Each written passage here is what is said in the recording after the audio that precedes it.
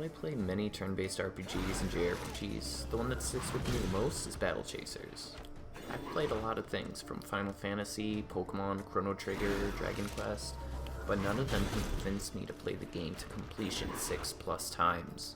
While the first few battles have you just auto-attacking, it quickly changes pace. The overcharge system allows you to generate overcharge in combat, which is a temporary mana source that lasts for only that battle, allowing you to use more of your abilities for just standard encounters. And with the difficulty of normal mobs, you'll need to switch between the two very often.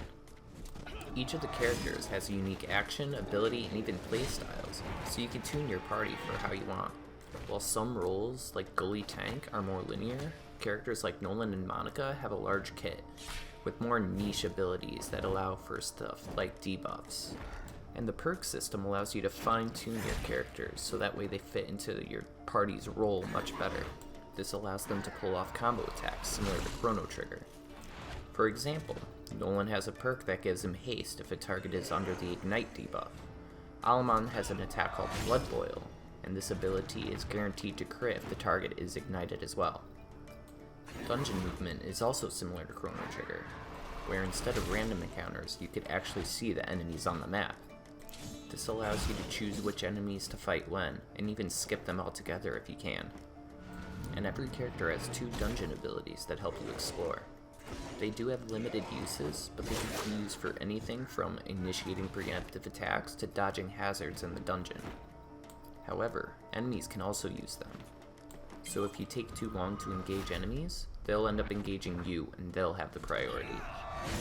And some of the even harder enemies have auras that always give them priority. So because of all that, you have to constantly be changing up your strategy, and you can't just use the same attacks and abilities for every single encounter. And every couple of levels, characters do get new abilities to try out.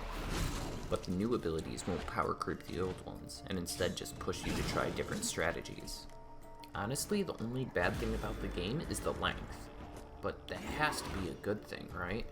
A game has to be good if the only complaint I could find is there's not enough of it. But for a $30 Steam game, it gave me over 200 hours of playtime. It's also available on Switch, PlayStation, Xbox. You can get it anywhere.